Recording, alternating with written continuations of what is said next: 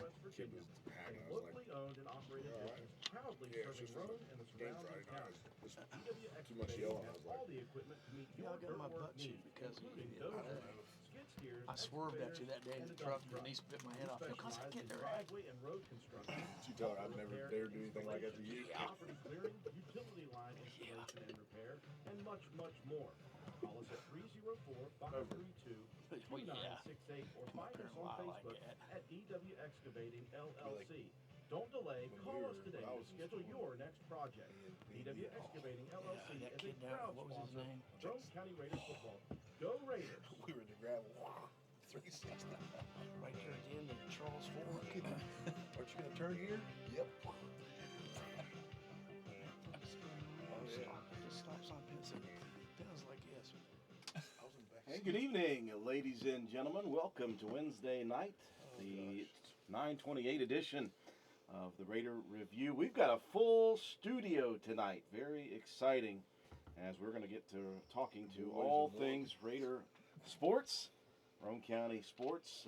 And once again, we are very happy to have a special guest in studio, part of our Legends series here this evening. First off, welcome back, John Penna. Thanks for finally showing up. Well, I mean, I would have showed up if you guys would have, but we'd all be. We would have not been able to do this for a couple weeks. That's no excuse from last week. Oh, Yeah. So last week I had to make up for the week that I was off. Coach Burdett was there. You hear all this, Coach Burdett? Don't worry, I enjoyed the paychecks. Yeah. He got your paychecks for 2 weeks. I tried to get him to let me cut his hair, but You get paid? Well, for they being did. Here? Yeah, they did. Oh. We've got a full studio. John Penna's back with us. Very, very excited about his brownies. Yeah. No comment. Matt White is with us. Good to see you, Matt. always fun to be here. Coach Paul Burdett is in studio early, and he's brought his peanut butter and chocolate, I believe, in some form or another. No, this year's Peanut butter Snickers, peanut butter Snickers. All right. Well, there's chocolate in that, Pepsi right? Zero. Pepsi Zero. Yeah. It's my ode to John Gray. And we If are you're very... watching, Coach, listening, Coach Gray. Diet Coke, and his was Mountain Dew. Diet Coke and a Snickers, and mine's a Pepsi one and Snickers peanut butter. Well, we've got all these guys in the studio, and we still found room for our special guest here. And another one of our Legend series. I know that we were all very excited to get this guy in studio. Those of you out in Facebook Live land can obviously already see the guy on your screen, but we're very excited to be joined by a longtime coach in Rome County and a massive Pittsburgh Steelers fan, Coach Butch Greathouse. Coach, thank you for coming in, buddy. Thanks for the invitation. Congratulations, Browns. Yeah. You notice if you're on camera, he's got to separate it here a little bit. Congratulations, Dallas Cowboys. Yeah, that's right. My son Seth said Coach Burdett will be happy. Yeah. Who's this quarterback? Forget about Dak Prescott. Cooper Rush. Cooper Rush. Rush. I kept thinking Cooper Cup because it's He's the only name I 3-0. remember. 3-0 as a starter. Yeah. Somebody the other day said next to Tom Brady. I wouldn't go that far, but Those are pretty big forget shoes. about Dak. That's what I said. Oh, yeah. Yeah, that's pretty bold shoes. But we wanted to say thanks to everybody tuning in on the radio and, of course, on Facebook Live. Got a lot of people interacting already. Our good buddy Robert Blair is finally checking back in with us. He's listening from Sandusky, Ohio this week. Of course, Coach Burdett's mom making sure that he's where he's supposed to be. Right. Our good buddy Jim Dean saying hello. And Brenda Vinoy says hello, Larry, which I've called you many things, Coach, and it's never been Larry. yeah, that's good. That's one thing I don't think I could ever get used to. Yeah. I've been called a lot of things over the years. Well, let's get right into it, Coach. Obviously, I don't know if you've been able to watch any of these Wednesday night Legends series interviews that we've done. And what we like to do is we like to take someone who has obviously been very influential over the many, many years in Rome County athletics. And we like to kind of dig into where it all started for people. You know, we want to talk about how sports became an influence in the lives of the people who ended up being very influential, and of course all of our lives, but many, many other human beings. So let's take it back. Where did it start for you? Started in Hartville, Ohio, about 8 years old. my dad started a youth football league. There wasn't one there in that part of Stark County. And so he started that program up, and I began playing for him. And then just continued on through. So your first sport was football. Was that the only sport, or was that the first love? That was the first sport. Later on, I wrestled. But, my dad started that program, and we played for him and just worked our way through. I tried a little basketball in the 8th grade, got cut from that, and the wrestling coach said, come with me. And so then I wrestled the rest of the way through high school. Played football the entire time. At the end of my sophomore year, I went to Lake High School. At the end of my sophomore year, of course, it's a well-populated area up in that Canton, Akron area, and so we moved 8 miles, and we're in a whole new school district. And I went to Waterloo High School, and I finished out my junior and senior there in what they call the Portage County League. And when I finished up high school, I really looked at Mount Union in Alliance, Ohio, to wrestle. They asked me to come visit them about wrestling. Probably could have looked at the football, but wrestling, they wanted you to be a certain weight class. So anyway, kind of put that off, and then my uncle's brother-in-law, Jerry Milligan, he was an assistant coach at Glenville State College for Whitey Dawson, coach of Dawson, and so I ended up making my way to Glenville. And I heard a lot of things there, but the one thing I did hear was, well, 2 things. Number one, I tried basketball, and I play basketball like a wrestler. And I also heard that he grew up in the Canton, Akron area, and he's a Steelers fan. Well, there's still a backstory to this, right, Coach? Well, my dad was originally a Pittsburgh Steeler fan. I mean, he was a diehard Pittsburgh Steeler fan. When I was a kid, he rooted for Steelers. Terry Hanratty. A lot of people probably never remember him, Yeah, but I'm he not was sure. the old-time quarterback from the Pittsburgh Steelers. There was a point where I went with the Browns. I thought I'd support that Right. franchise. I remember him in his Yes, brown I days. ran. I had some Brown days, and I was really a big Brady Quinn fan. And when I got rid of him, I brought all my stuff outside and burned it. And I said, I'm going back to my original roots of the Pittsburgh Steelers. Brady Quinn, that was one of the many great quarterbacks to play for Cleveland Browns, right? I like Brady Quinn. Well, so then that year for Christmas, I made sure that I sent Coach a Cleveland Browns Christmas card. Yeah, I appreciate all this. I appreciate all those things. For those of you out in Radio Land, we're talking with Coach Butch Greathouse. Everybody calls him Butch. We'll talk about that here in a second. Wanted to say, Leah says, hi, Papaw. Cassie and Colby are watching you. So Amen. very exciting Been to see very that. blessed. So you grew up the son of a coach. Yeah, well, my dad was. He worked at a factory, and so he started that program. And it was back in the 70s, and so a lot of our coaches were guys that he worked with. The Vietnam War had ended, and so a lot of my coaches were ex-Vietnam vets. I mean, those guys were, I really appreciate what they did. And, when they came out of the service and they coached you hard. Yeah. I mean, I've had them say, hey, you don't block, I'm going to cut your ear off and make a belt out of it. So, you kind of get motivated. But you know how it is. It was just football in that area. Yeah. Yeah, it's an unreal That's area what you for do. football, yeah. And so, it just, like I said, my dad always loved it. He was the oldest of 4 brothers here. Dad played in the North-South. I think it was 58 or 59. He graduated. He played in the North-South game. Then his younger brother, Fred Greathouse, I believe he was on the undefeated Spencer team in 61, I think it was. Then another brother, Jerry, played at West Virginia State. Then the other 2 uncles, nicknamed Pooch and Hog, Charles and Terry, they both played at Spencer High. So, there was a... It's in the DNA. Seems to be. Seems to be in the DNA. And then my 3 boys, of course, Seth is, he's our middle son, and he's the biggest football fan of yeah. Raiders, Steelers, Yep. WVU, and then the other 2, Evan and Eric, they both, played here. Yeah. So I got to ask you before we go any further, where did the nickname Butch come from? Was this an early thing, or was this later in life? No, this was early from the time we were little. There used to be a cartoon on TV about 2 dogs. This is really weird, but there was a cartoon about 2 dogs, Butch and Spike. And so my dad nicknamed us that. And of course, in those days, we didn't go to a professional barber. Right. My dad brought us in the basement and set us on a stool and just gave us the Butch haircut. Yeah. And so that just, my younger brother Keith lives in Ohio, and so there's Keith and then myself, and so that was just our nicknames, and that stuck. Does people still call him Spike? Family, Family Family. still does. but here I'm known as Yeah. Butch Greathouse, I guess. I often wondered how many people actually call you Larry. Some people, in the congregation, Yes. their pastor Larry, but most of the people just know me as Butch. I was always wondering why we called him Butch. I knew we called him that for a reason. The secret is out. The secret's out.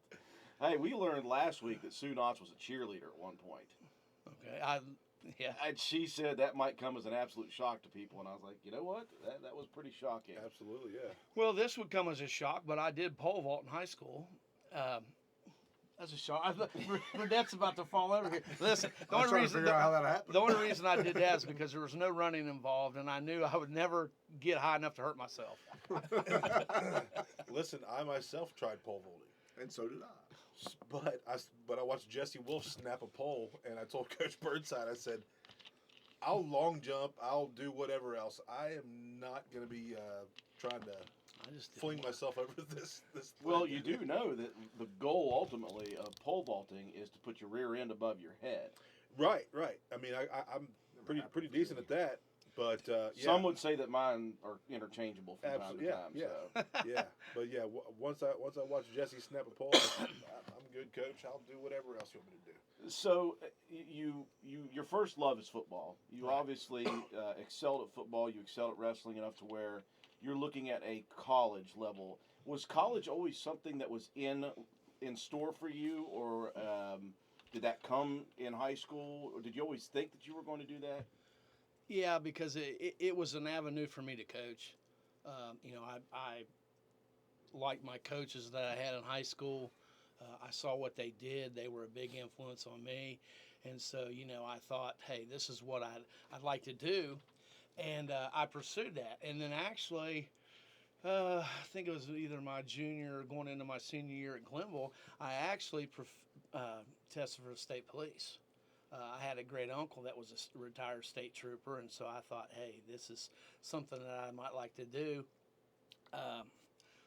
Something to do with eyesight. I didn't make it any further past that, but that was something I pursued pretty heavy. And then when that, I didn't want to try it again once I'd been through it, and so I decided, hey, I'd stick with this coaching route. Yeah. And so I graduated Glenville and was a student teacher under Wayne Reese and B.J. Smith, and then, went from there. And I thought about that as well. Glenville State, obviously known as a very good teacher's school. Right. Was that the plan going to Glenville, or was it sports and you were led to teaching profession? It was pretty much the coaching avenue. I wanted to go there and play football. I want to eventually coach. Like I said, I had a little change of plan here, wanting to pursue the state police. But then when that didn't work out, that's what I went back to. And when I got here and started student teaching, Coach Reese and Coach Bender were the freshman coaches at Spencer High. And so, think of those guys to start working out, start your coaching career under them. And of course, it was around Coach Hamrick and Coach Hubbard, later on, those guys. Well, you think about that, the coaching tentacles that were there in the 80s and through the 90s. Just an amazing thing, and no wonder if you've got good coaches growing up, and then you are filtered into a program, and many programs in Roane County at the Spencer High School that have good coaching. It just continues to facilitate your love and passion for coaching a sport, or more than one sport. Well, basically, I did football, and then when I got to the high school, I did the conditioning program at Spencer High. Well, we did that. I pretty much just did that constantly. That was it was instrumental in getting us to where we need to do it. Get to be as far as our working out. The work ethic and stuff. And so how I got to the high school. Well, actually, I started out under Wayne and Gary, helping them, learning from them. Then I was able to be over at the junior high for those 3 years. And then, let's see, it was probably Tank and those guys the sophomore year. Terry Kendall had left to go to Maryland. And so Coach Hamrick asked me about it. He was great. He came down to the house, him and Margie both, and they met with me and Denise, and talked to us about what was going to be required as being an assistant coach. And Margie was great with talking to Denise about the position of a coach's wife. And of course, my goodness, my 3 boys were just stair steps as I was coaching, and so my wife really did a good job with them. That is a very common theme. We're going to talk about that here in a second. I got to give some love, though, to our sponsor. And I finally got the ad right, by the way, everybody. I got the ad correct. Doug will be happy. Our good buddy Doug Walker with DW Excavating, our sponsor for this. We'll be back here in just a minute with more with Coach Butch Greathouse. DW Excavating, LLC, located in Spencer, West Virginia. That seems like 100 years ago. Proudly serving Roane and the surrounding county. DW 2006 Excavating has all the 100 equipment years to ago. meet This your guy. dirt work needs, including Well, skid steers, Coach Hamrick just said, hey, listen, we're gonna go do stuff. You're not gonna be home. He was up front. He told, Margie told Denise that, man, we just hit the road running. Brought those guys, Jay and those guys. We went down to Marshall to a bigger, faster, stronger weightlifting clinic when they were sophomores, and we implemented that. It covered all programs, and man, we got back and just started rolling with that. And of course, Coach Hamrick, we went to a lot of clinics, and plus we worked some camps. So we worked a bunch of camps. Your old buddy Mullet was at one of them. That's what I heard. 7:18 on this Wednesday evening, continuing with our Legends series on the Raider Review. Good first half of it with Coach Larry Butch Greathouse. Just for those of the people out there that don't know him as Larry, which is apparently most of the general public, we've been having a good conversation about how sports led him, number one, to college and his love of coaching anyway, and wanting to get into coaching quickly. And I think you had a very similar path to many of the people we talked to on many of the coaches we've talked to, especially Todd and Sue last week, and others and even with Coach Burnett, where you start your career at the middle school level, and you almost learn how to run a program from that level. I'm just putting words in Coach Burnett's mouth, but you came out after going to college, and you ran a program at the middle school for a couple of years as well before you made it up to the high school. Yeah, it's a transition, and for me, I was at college as a coach for 2 years, and then you come back and you just for me, I was kind of thrown into it. I was supposed to be Coach Jarvis's assistant, and somewhere in the middle of the summer, he got hired at the high school for the assistant, and so I became the middle school head coach. Didn't have a teaching job.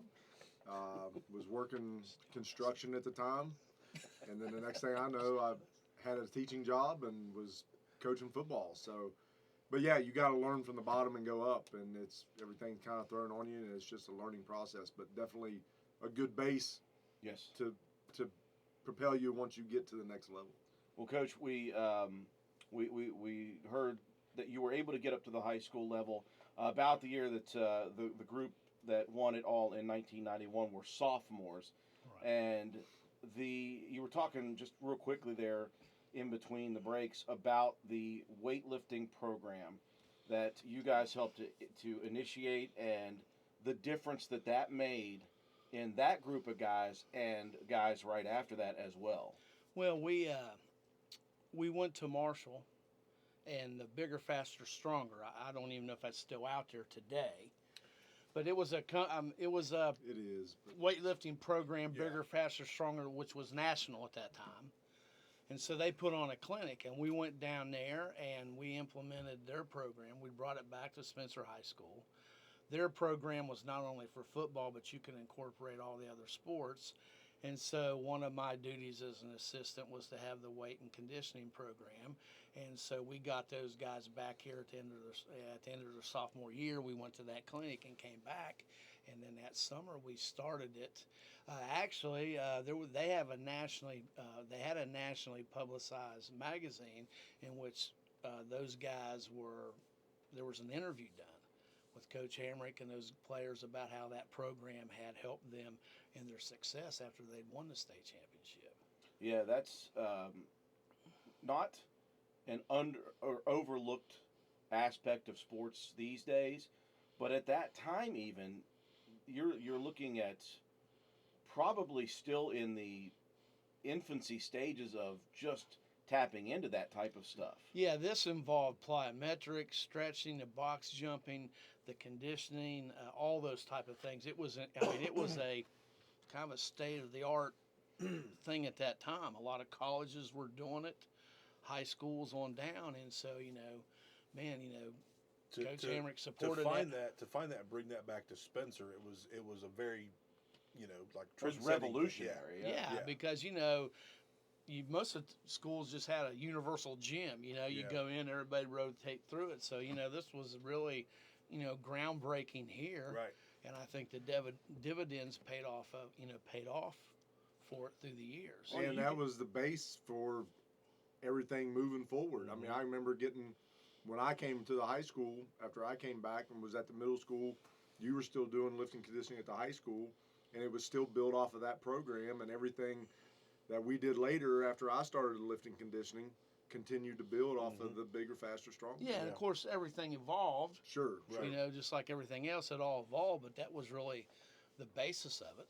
You also have to have group buy-in. You can plan everything you can plan, but you have to have that buy-in from the kids who are competing. And again, as a younger guy in that program at the time,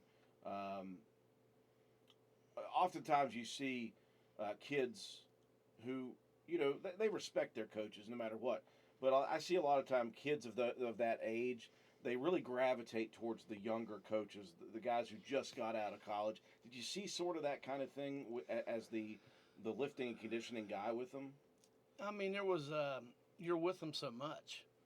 The other coaches had other sports. I was the one guy that wasn't involved in any other sports. Coach Hamrick was football coach, athletic director. All the other coaches had their sports.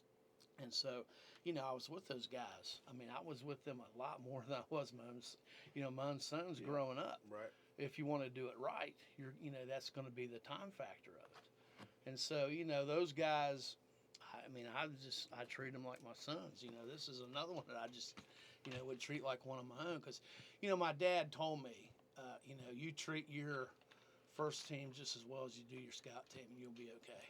Yeah.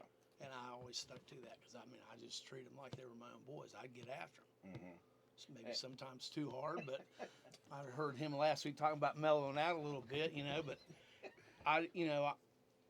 it was just a camaraderie there. And the coaches were, I don't care what sport they were, they knew their kids were going to get a workout, and so they just promoted that themselves, which is a big thing. Yeah.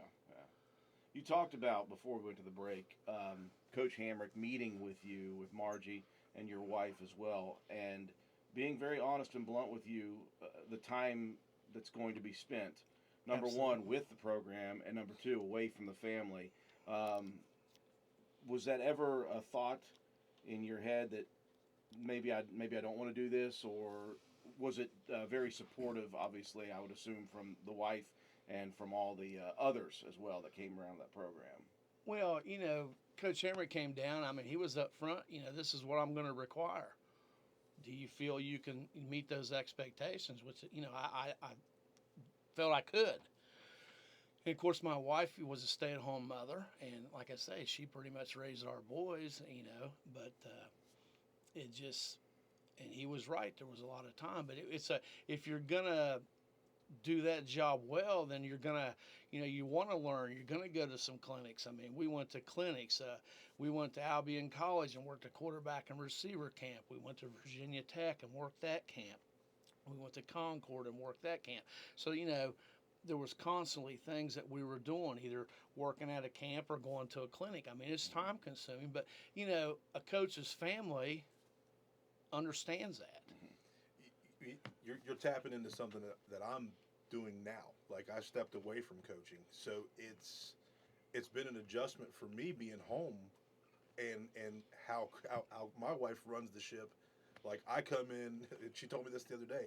She's like, you come in and you totally think that you that you know what's going on here, and I'm like, what do you mean? She's the captain of the ship, I'm and the you dad. come in to rock the boat. Yeah, absolutely.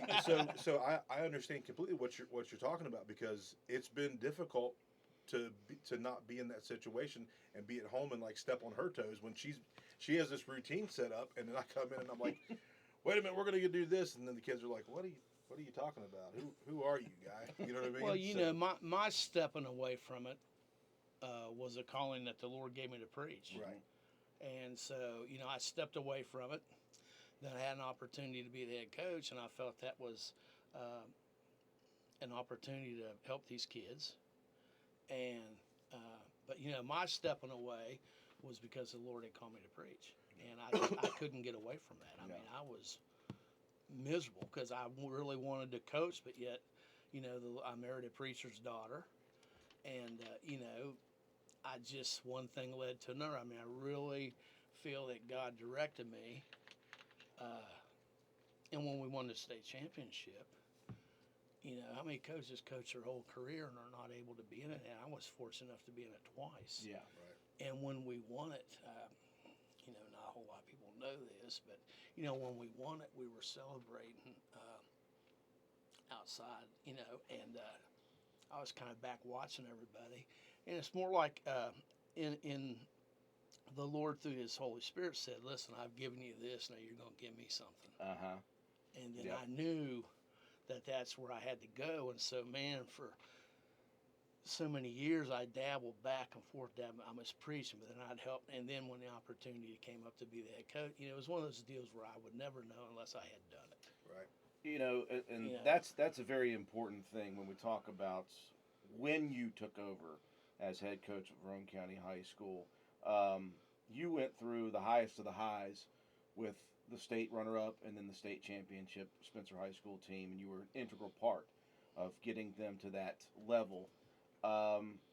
Fast forward to Roane County High School, who was in AAA and had struggled for a few years, and you decide to take over a program that is in some pretty dire straits, just outmanned, you know, in a class that we shouldn't have been in, but were.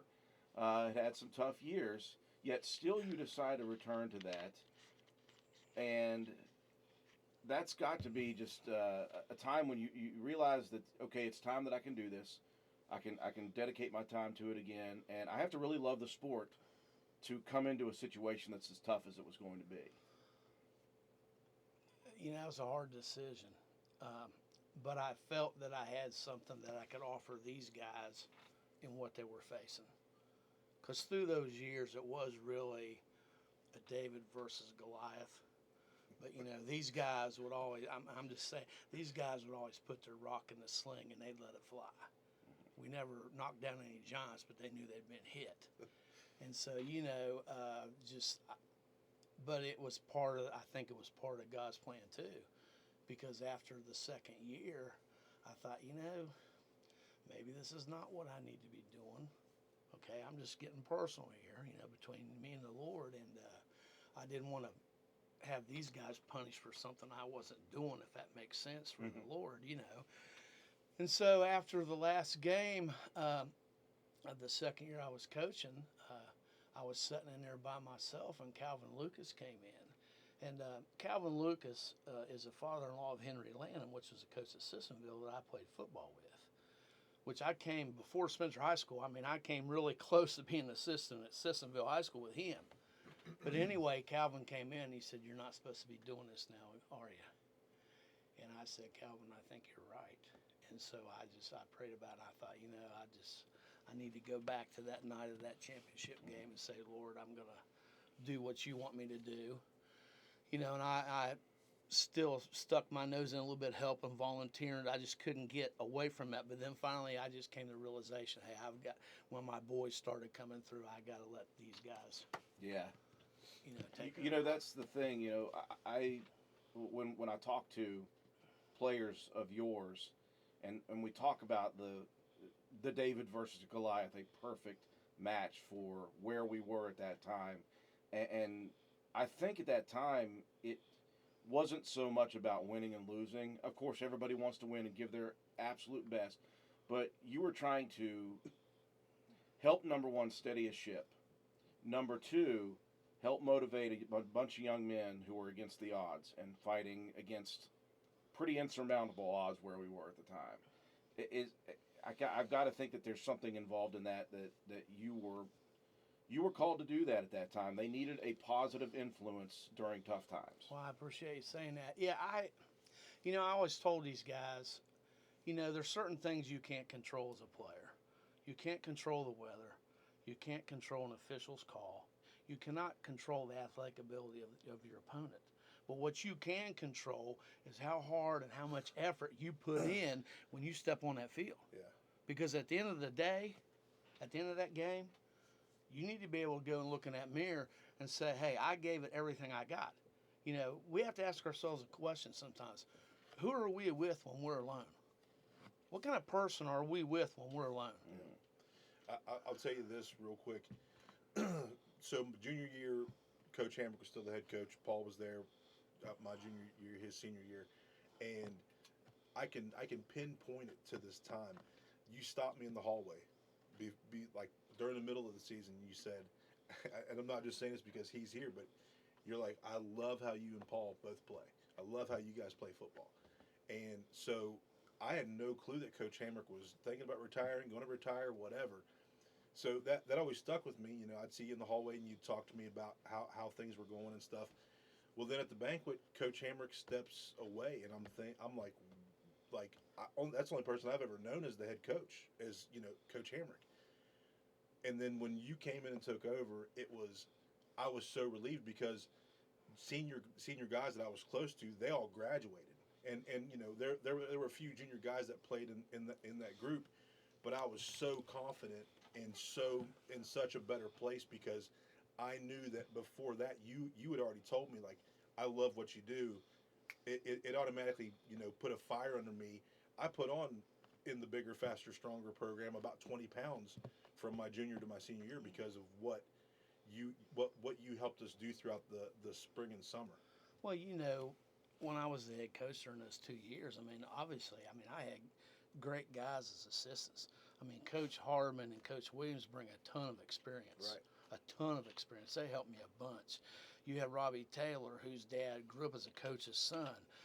You had Bobby Burnside and Rich Kiley, those guys that came in and were learning. Toby was there. And Toby was there. So you had all these guys. And then, he was at, the junior high and all that stuff, going through there. So, those guys were there with a lot of experience. Coach Thompson was there, another guy that played for the late Ralph Hensley. So he knew what it was like to be, at East Bank. But it was all a collective group. This coaching is a bond. I'm not saying you don't have differences at times, but that's part of being men and coaching. Right. Everybody at the end of the day has the same goal, and that's what it's just not one person. Yeah. I would much rather be an assistant than a head coach. Coach Burnett, everybody's watching him he's starting to scratch. Well, I told my wife, I said, you think of school teaching, coach, and preacher, you're not going to make everybody happy. And if you are, you're not doing your job. So let's talk about that. You step aside from actually coaching. Right. You're still around the program, obviously, but you're still teaching. And you go back to, at that point, you're going back to full-time ministry, is that correct? Well, part-time. Part-time. Part-time Methodist. I was a Methodist minister. My father-in-law was a Methodist pastor, was a Methodist, and so I was there part-time. And then later on, I went to the Baptist denomination in, Bennett Gilboa, for probably 17 years. And so, this fellow, when I was at he accepted the Lord up at Bethel Church when he was just a little chubby thing. And, Not much has changed. well, a little taller. But the Lord has been, the Lord's blessed me, and He's given me, all the churches I've pastored, they've always, treated me. I mean, it's been a blessing. The people have been great, and they've always treated us well. And so, I just feel the Lord's blessed. The Lord has blessed us, my wife and family. Through it all, when we talk about the influence that the people we interview have had, we always talk about the influence that they've had on the youth and the next generation, the generation even after that, of potential coaches, potential broadcasters, potential people who are involved in all these athletic programs, and the mark that you and many of these people have been able to make. It's very little difference when it comes to preaching. You're making a difference in the lives of many, many people. Well, I hope to through the help of the Lord. He's blessed me a lot. As you guys know, last year July, I rang a bell. I had a rare form of cancer, and so he carried me through it. And former players, called and talked to me, and different ones, and that meant a lot. But through it all, he ended up bringing me through it, and that gets your priorities. I mean, all this stuff's great. This Yes. sports, I mean, it's great. Right. You enjoy the ride, but you got to get things in perspective too. And so, sometimes you need to get knocked down before you look up. And so, and I want to go back to one more thing about when I was coaching these guys, and this is a compliment for these boys. At the end of the year, my last year, at the end of the year, one of the officials, it might have been Frank Miller, he used to be an official. I think he runs Parchment Valley.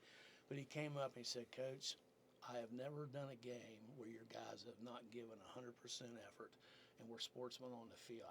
To me, that said a lot for Roane County. Yeah, and that's carried through. That kind of mentality that you had with those guys has carried through with the coaching staff for football nowadays, and even other sports. There are people who were touched in some way, shape, or form by your influence and the influence of many others that have now put themselves in a position to be the next generation to mold and shape the young minds. And we have plenty of conversations with Coach Burdett, not just here on Wednesday nights, but plenty of conversations with him, and the mentality and the program motto and ethic. It's every time I talk to people like you, it just feels, I'm like, yeah, that's exactly what we grew up with. Well, it's you're coaching more than football. You're coaching these guys to be young men.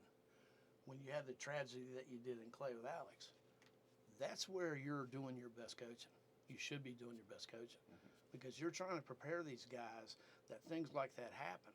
And so ultimately, when they get out from underneath your wing, you want them to be productive young men, raise families that are, God-fearing families that want to do the right thing. And when tough times come, they'll remember him chewing their hind end. Mm-hmm. And this is what you got to keep doing and getting through it. And so, that's what you're teaching and coaching more than what your subject is and what your coaching is. Yep. And when tough times do come, they also know that they've still got you guys to rely on. They can come back and they can talk with you guys about things. They can ask for advice in situations when that stuff comes up. Sure, and that makes you feel good, and the fact that they feel they could come to you. I mean, I have 3 sons. I'd want them to come to me anytime. And when you have these guys come to you, because, to me, they were just like my sons. I mean, you see these guys out, you love them because you had this time with them. It's something that you just can't describe unless you've had that relationship as a player and coach. Right. I told you last week, Drew, a lot of the people that you guys bring in and do the Legend Series with, I've been fortunate enough not only to be a part of them as a student or as a player, but also come back and be a fellow teacher and coach and whatever, and Coach Greathouse was in the driver's ed room and I was in the PE department. Well, we taught PE together for a little bit, didn't we? Yeah. There's some stories there we won't tell on the air, but anyways, as a young guy starting out and even further in as a young head coach, many mornings I'd stop in the driver's ed office and we'd sit there and talk because I needed that. I needed somebody who had been there and somebody that I trusted that I could go talk to, and Butch was always there. And it's, like I told you, it's a blessing for me to have those type of people, and he knows what it means to me. So Well, you mean we won't get all emotional on the air, but That has built into the way you run your program. I mean, we're all influenced by people, and it's a trickle down effect. I mean, my gosh, I had Wayne Reese, I had Gary Bender, I had Coach Hamrick, I had Coach Hubbard, all these guys that just, you just like his situation. You need those guys. We need each other. Yeah. But like I said, the Lord's been very good to me and blessed me. Got my boys, my grandsons, my daughter-in-laws. And you speak of the state police thing. It just skipped a generation. Yeah, it did. You've It got did. one. Well, I got the 3 boys. Eric works at Castilium.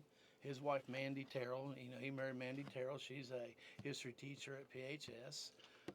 Landon, the oldest grandson, he's in the 1st grade, Wesley's preschool.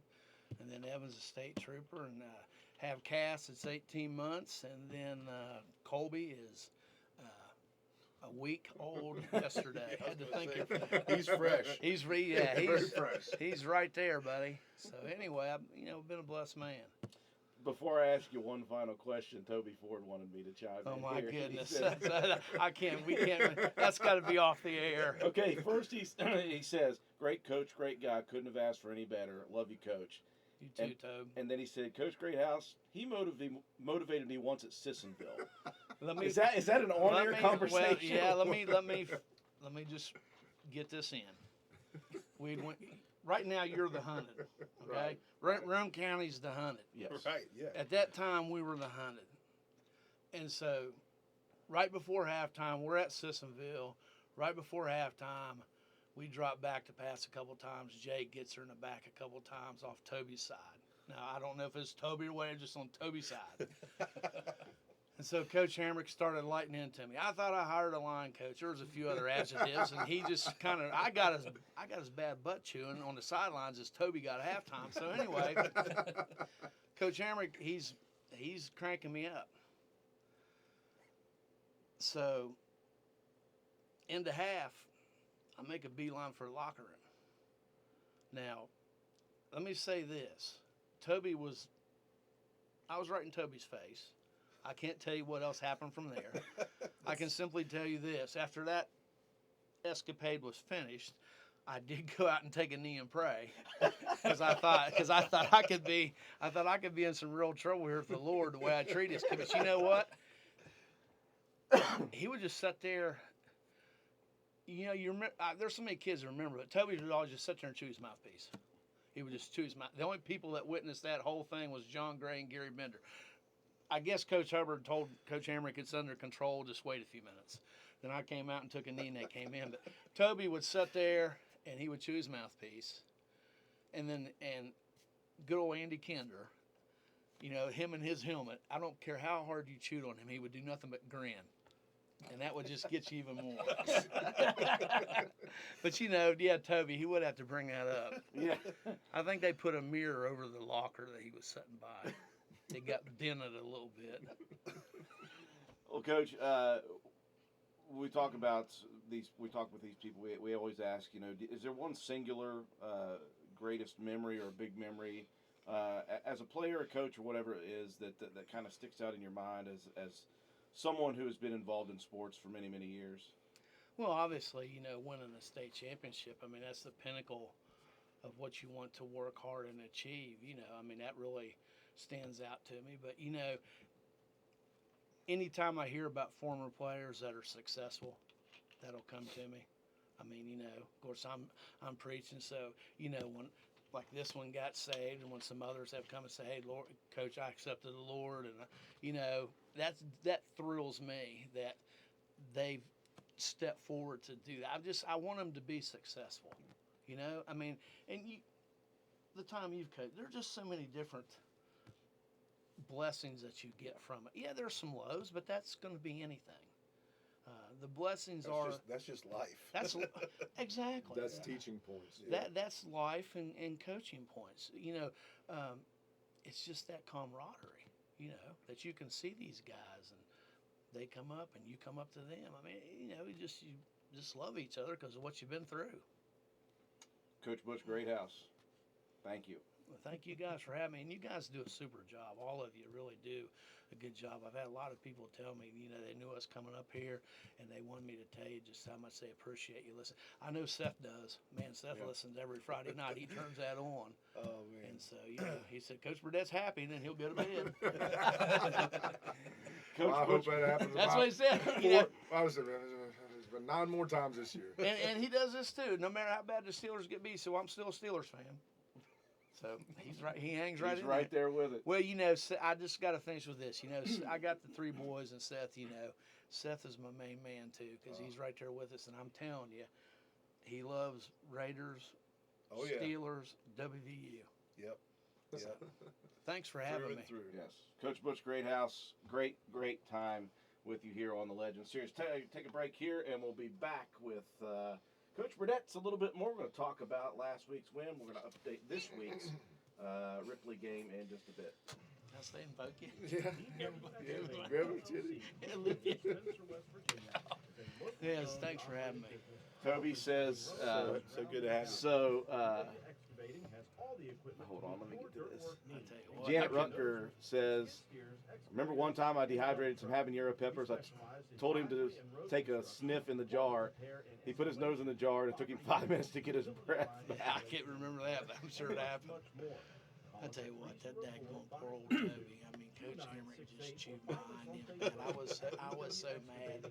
I want to know how Toby played in the second half. Yeah, how did he Well, play they in the come out- second They half? come out and won, but I had forearmed a locker. I mean, I was really swearing bad and stuff. And then remember the other one where I hit Browning in the poke with that water bottle?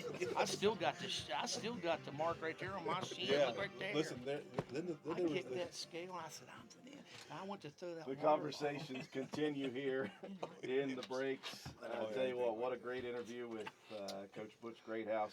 Just, again, another one of those wonderful people who have impacted the lives of many in Roane County. And now, for him, obviously, continue to impact lives as a continued preacher at Gilboa Baptist Church. Hopefully. We wanted to take Hopefully, I'm still there after this. we wanted to take a moment to run through some of the scores from this last week. We obviously wanted to say congratulations once again to Emerson Simons, who has qualified for the 4th straight year as a senior. Of course, the first couple of years she did it herself. She did it with the team. They all made it to the state golf tournament. And this year, unfortunately for Coach Bubba Kendall and the Raiders, they just missed out on a top 2 finish at the regionals. But a great year nonetheless for the team. But Emerson Simons was the medalist of the non-winning team, shot an 80, and she is headed to cap off her career at high school at the state tournament. And so we wanted to say congratulations to Emerson Simons for that great thing. We also wanted to congratulate the Lady Raider volleyball team, winning 2 of their last 3.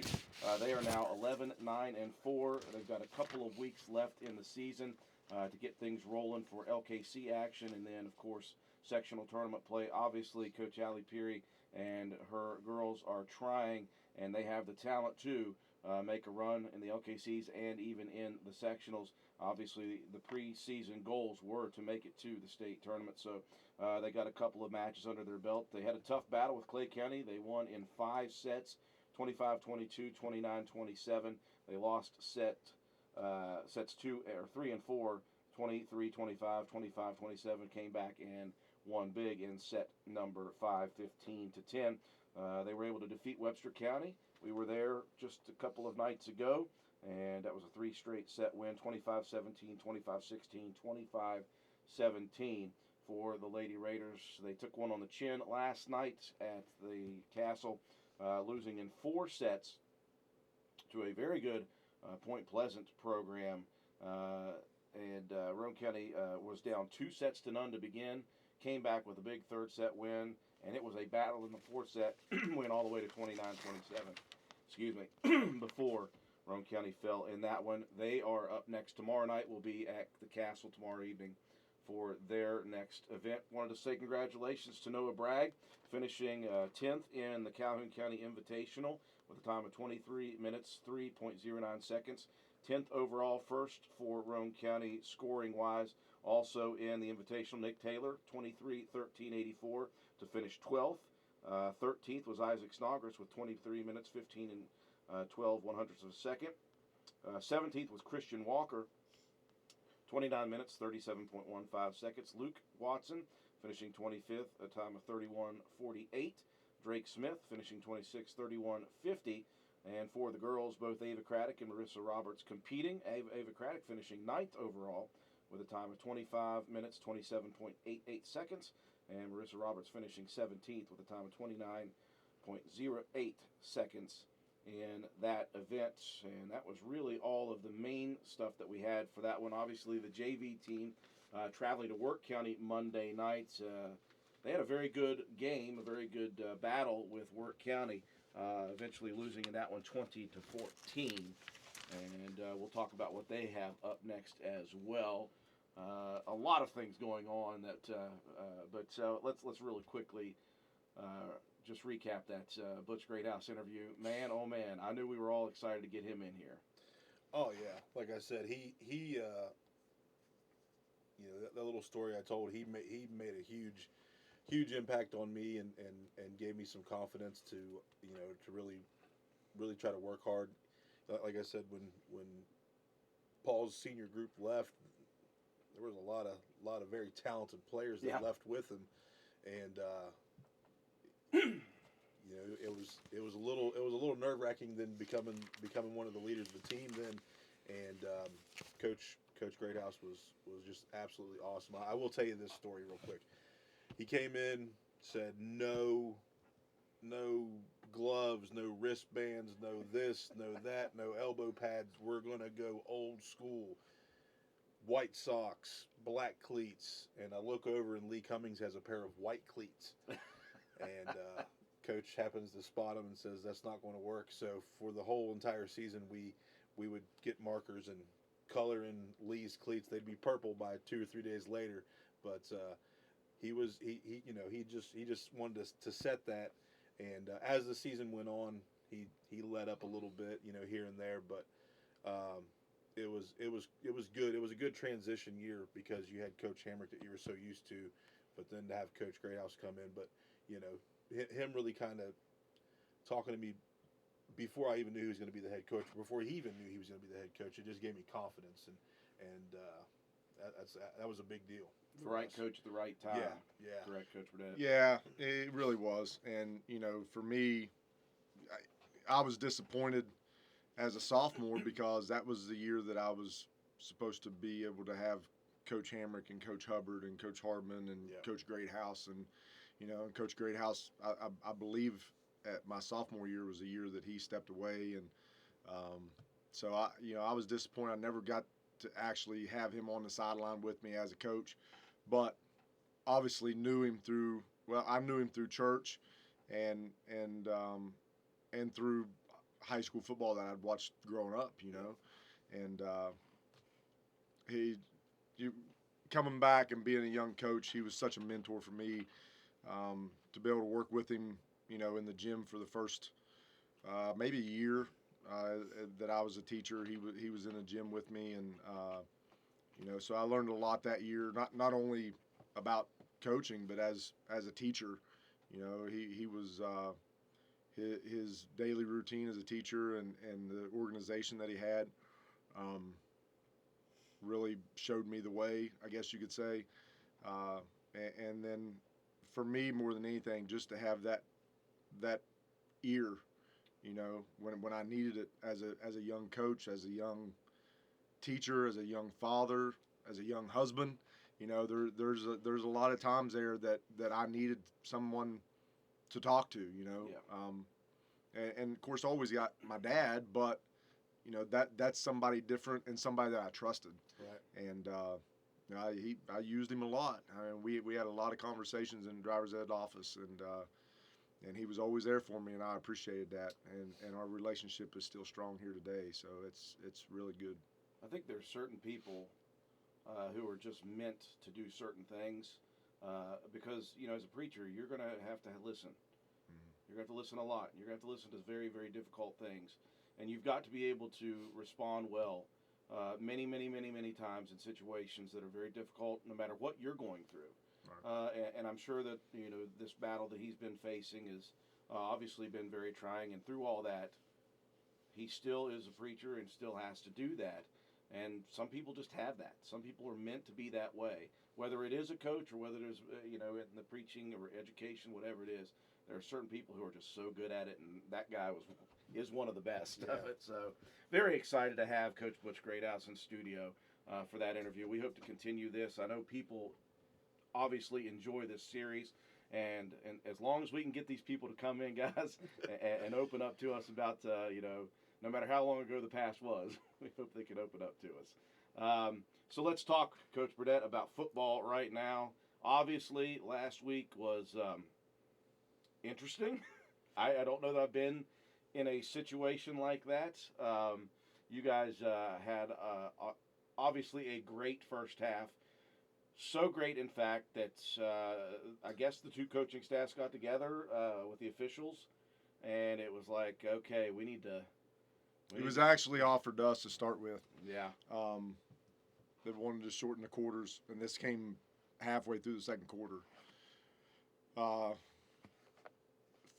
Joe Mike Rector was on our sideline, and he said, "Hey, they were talking about shortening the second half," and I said, "No, by what?" You know, and of course, the first was 6 minutes, and I said, you know, okay, I guess, and then it comes back, hey, they want to do 2-minute quarters in the second half, and I said, no, we're not doing 2. I said, I'll do 4, and my varsity guys will not dress in the second half. And so I told the varsity guys to take your jerseys off, or take your shoulder pads off, put your jerseys back on. JV's got the whole second half. Yeah. And it was different. We've been in a couple shortened games, I guess I have in my career, but I've never been offered 2-minute quarters. So, yeah. But I think that you had to at least have 4 for your JV to get any work in, especially with the fourth quarter being a running clock. So, and I thought your JV was able to get a little bit of work in. Obviously, as a coach, you'd prefer those kids to get all the time that they can get. But you obviously do the job that you're supposed to do on Friday night. Your kids responded very well to homecoming, I thought. I thought the crowd was incredible. Of course, you know, in the middle of the game, it's hard for you to understand that, but I thought the crowd showed up, and they were loud, and they were very excited. Of course, it doesn't hurt when you score 51 points in the first half. There's a lot to be excited about. Yeah. You know, I remember looking up at the scoreboard at the end of the first, and it was 30-8, and I said, that's a lot of points in a quarter. Yeah. And then, of course, you turn around and put 21 more on, and honestly, could have scored again before half, and we kind of took the foot off the pedal. You know, there was some behind-the-scenes stuff and some other motivation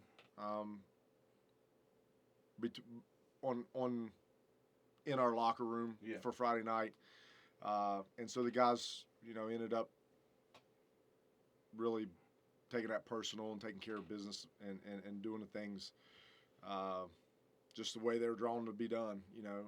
And you know, Buffalo had a bye week the week before they played us, and every time we'd seen motion, it was a jet toss pass, and so we had worked on that, right? I mean, you take tendencies and you exploit them, and so the first play of the game, when Buffalo finally got the ball, it was because of our, you know, that's the second year in a row that we've hit an onside against Buffalo, and both of them unintentional, I may add. Yes.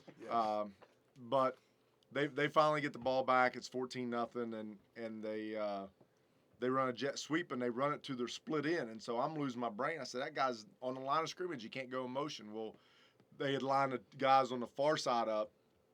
both guys on the line, so he was actually off. But from where I was at, I couldn't tell. And so they turn right back around and they bring it back the other way. And I thought, man, as soon as I seen him come in motion, I thought, what, the play was not successful. Maybe they think, well, we're going to go back this side. And it never dawned on me or any of the 11 guys on the field or Coach Peary that they were going to fake it and option away. And they had 2 weeks to work on it. Of course, they knew by watching film that, we do a lot of, at that point in time, was doing a lot of man coverage. And so, Coach Peary and I both were all distraught because, they got us. And so I told Coach Peary, I said, it'll be all right. Can't trick us all night. So, but we settled down and played tremendous defense. I thought we covered very, very well against a team that really wanted to throw the ball. Our defensive line was penetrating every play. We didn't get a lot of sacks, but a lot of hurries. Mm-hmm. And with a quarterback like that can throw the ball, it was absolutely what needed to happen. Yeah, and we told them all week, their game is quick passing, and if they want to take a shot down the field, it's going to take a little longer. But no matter what, we're going to have to put pressure on the quarterback, and they really did. And of course, the ground game after the one play was pretty much non-existent. I watched film. There's probably 4 or 5 truly positive plays. Matt, what was the stat at the half? You said that there was like 65 yards on 2 carries for the kid, and at the half he had what? Like 38. Yeah. So every carry after that pretty much was in the negative. Yeah, the guys just flew around and played excellent. Like I told. The same way with the passing game as well. I was trying to yes. get Joe to go back to yarder. the replay because, when you see a guy come across the motion, I'm like thinking to myself, It was just one of those plays that they had put in to trick us. And then once that happened, Colton Paxton recognized it and was like, it's not going to happen. It's not going to happen again. Well, and Breyer's caught off guard. Breyer was the backside linebacker. Right. And he's seen jet motion. Well, we've been drilling his head all week, and so he's getting ready to fly inside, and then all of a sudden it comes back at him. Yeah. So it was just, like I told Jim, and I was happy to be able to talk to Jim on Monday. Yes. Obviously Jim had been down and out for a while, and it was nice to talk to Jim on Monday. But I told him in the end, I said, I don't know what more to say other than it was just a stellar team effort, and you get to the offensive side of the ball. We blocked tremendous up front. One of the highest, well, not one, it was the highest offensive line grade of the year.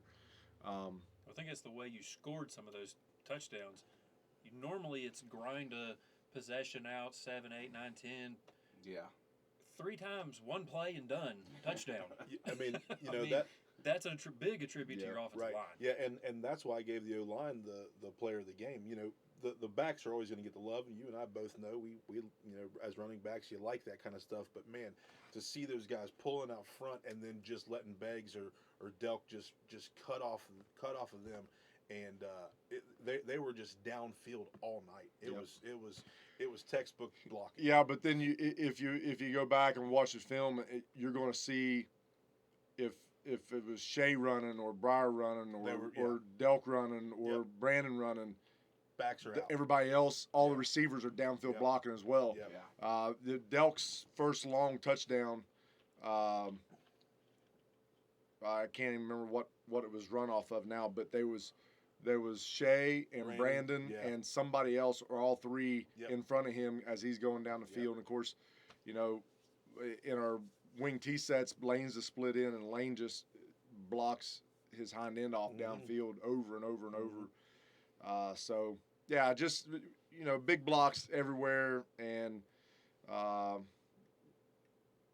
just thought it was a true team effort, and very proud of the guys and what they're able to do. And not very often do you get to say, I'll be honest with you, first time in my career, short of a scrimmage, that you tell your varsity guys just come out in your jersey in the second half. Yeah. I mean, because you just never know, right? And so, but it was nice also to have the halftime to prepare the JV guys and say, listen, we're gonna have JV kick return, JV kickoff, JV. So it was a good night, and even better that it come on a homecoming. And I didn't. You're right, Drew. I did not realize the size of the crowd until Sunday evening when I got back up to the office and started watching film, and we hadn't uploaded our end zone camera yet, and so I just clicked on it and watched it. Of course, when it uploads the huddle, we never upload audio with it. But I was watching it just off the disc, and it still had audio. And every time a big play, it was just resounding. I mean, and I thought, man, it sounds like there was a lot of people there. It was packed, and it was packed early. Yeah. And there were people just flowing in, and even with the parking situation that's going on, people were there. Yeah, they didn't bother them. Yeah, That's part of the reason they were there early. That's true. That's true. Yeah. Trying to get a good parking spot. Yeah. Yeah. But I don't know. I've told people before I could come out on a Friday night. It doesn't matter what's going on in the bleachers. I wouldn't know. Oh, you tune it completely out. It's It's just you don't even know what's going on. But it was definitely something to see. So let's talk about this week, and let's hope that the crowd size is bigger than even it was last week, and there's a purpose behind that. And speaking of Jim Hamrick in his days, you're measured by how you do against Jackson County teams, no matter what. And you got one of them coming in this week in Ripley, a team that you went on the road last year and made a bit of a statement. And so you come back this year, and once again, the target each week grows bigger and bigger as you continue to win. And so everybody's going to give you the best that they possibly have. Ripley, obviously, AAA schedule, generally speaking. They've got to win this year over Lincoln County. They've struggled to win other games, but then you watch them on film, and as we talked just a little bit at the last night's volleyball match, they've got some athletes, and that's what always worries you about a team that's, even if they're in AAA struggling, if they've got athletes, then they've got the ability to make some plays happen and make things happen. And again, it's just going to require the same thing you did last week, the same thing you did the week before that, is stay focused, stay humble, stay hungry, keep working hard, keep battling. Yeah. I take nothing away from Ripley. They, obviously, like you said, they play a AAA schedule. It started off the year against Brook, who's a really, really good football team. And then, they played Marietta, played Lincoln County,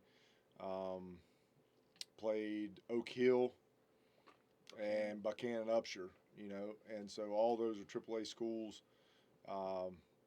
They've got great size on their offensive line, which flips around and becomes a defensive line. 3 of those guys do. A couple of those guys play linebacker and play it very well, I think. They got skill in their secondary. They got skill in their backfield. They got skill at the receiver positions.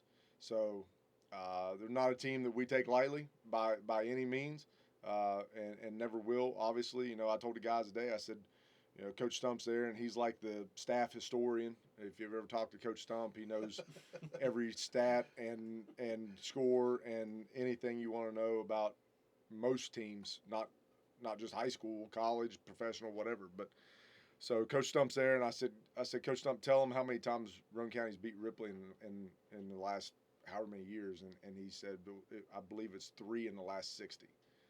Okay, So, okay. Or whatever it was. I know of 2. I've been a part of 2, 2011 and 2021. There was one other time, a couple other times there. Maybe Spencer beat them. But it's few and far between. It's few and far in between. And I told him, I said, and I would just about be willing to bet that there was probably several times that a Spencer team went to Ripley with a better record than Ripley had, or Ripley came over here and Spencer had a better record than them, and Ripley was able to win the ball game. Mm-hmm. So that's part of whether you like to admit it or not. I mean, it's a rival, right? And was for years, and so when it continues. I mean, there's a trophy that travels. So, Friday's going to be a big ball game, but Ripley's going to show up and give you everything they got, and we got to do the exact same thing, and we got to be as we should be every Friday night. And Friday night against Buffalo, we were prepared to play four full quarters, and so we got to be the same way this Friday, and it's got to be the same focus.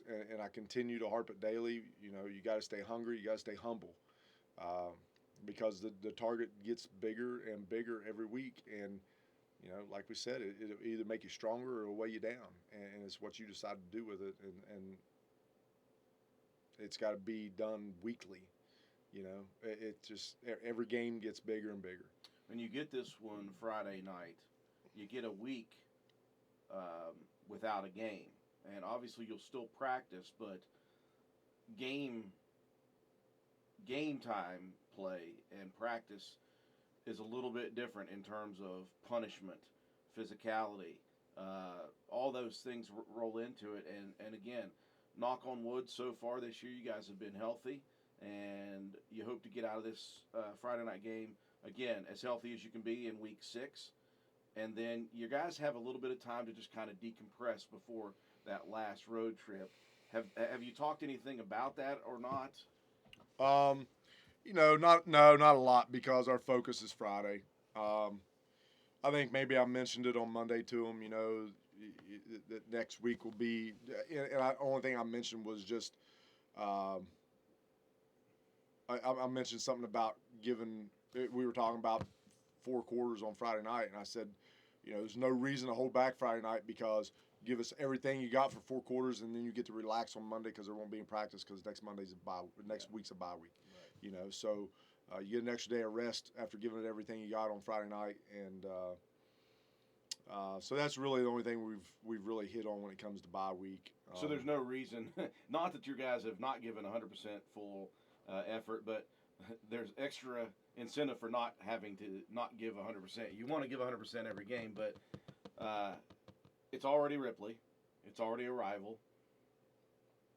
We know many of these guys were there last year for the little bit of trash talking, and well, it's not even trash talking anymore. It's trash social mediaing. Is that what it is these days? Yeah. Whatever you want to Trash call snapping? it. Trash snapping.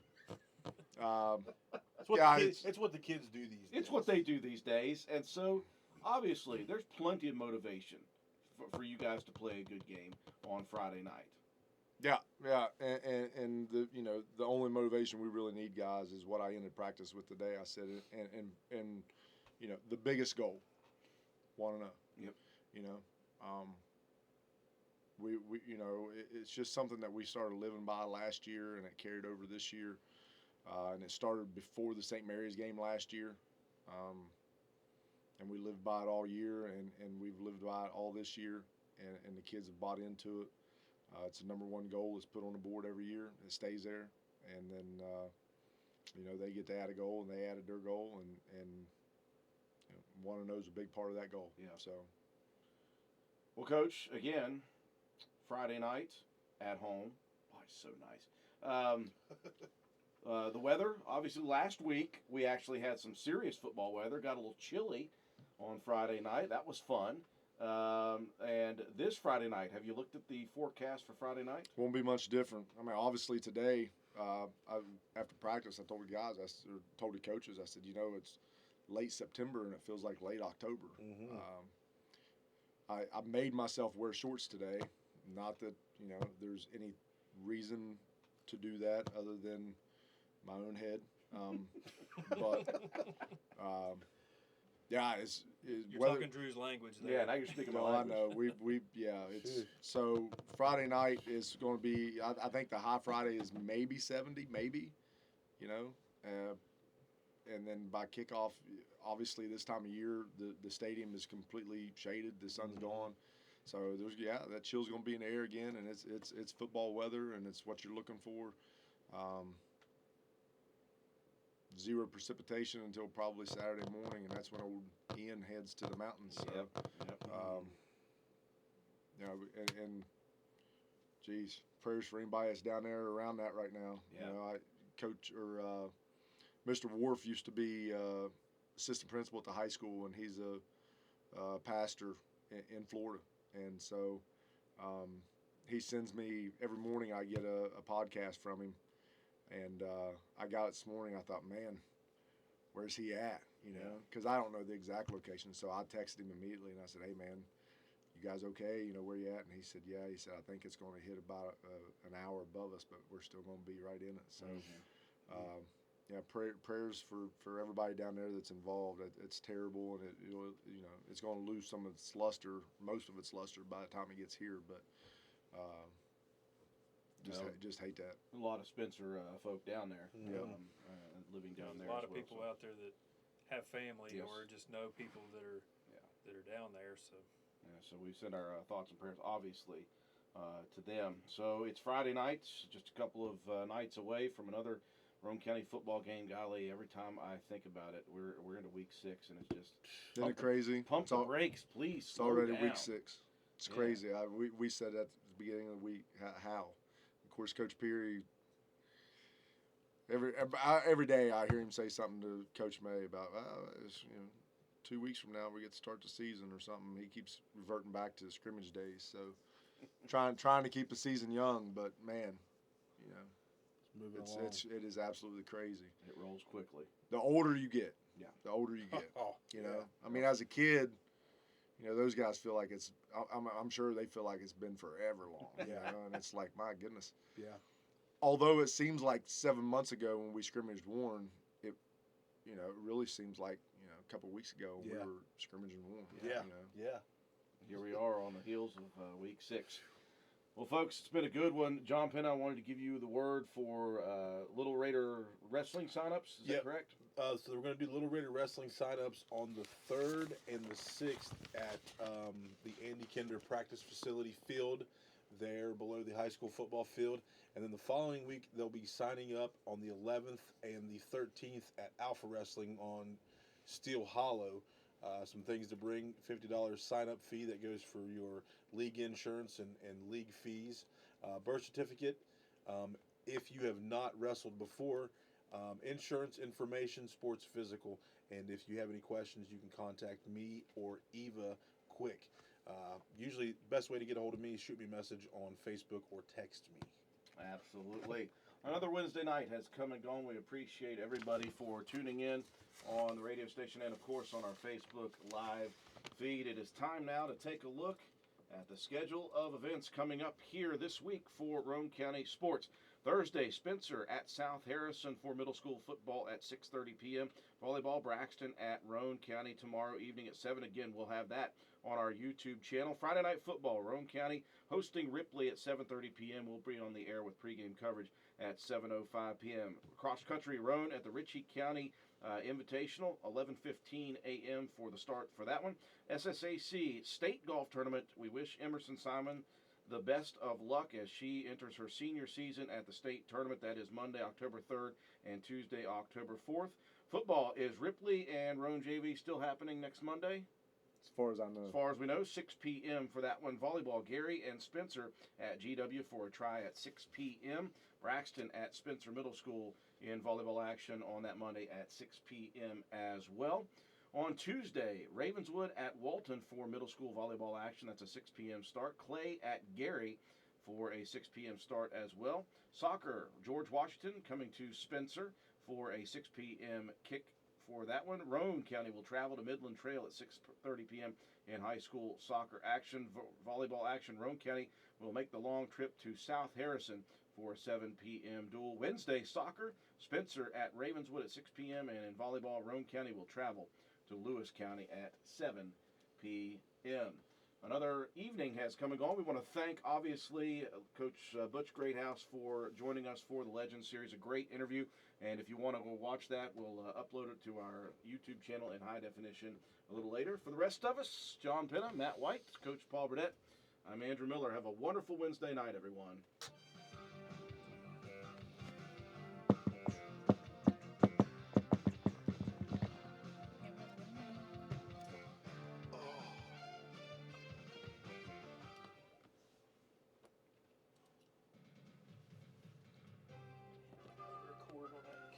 Yes, thank you. Hello, Raider fans. This is Andrew Miller, voice of your Roane County Raiders.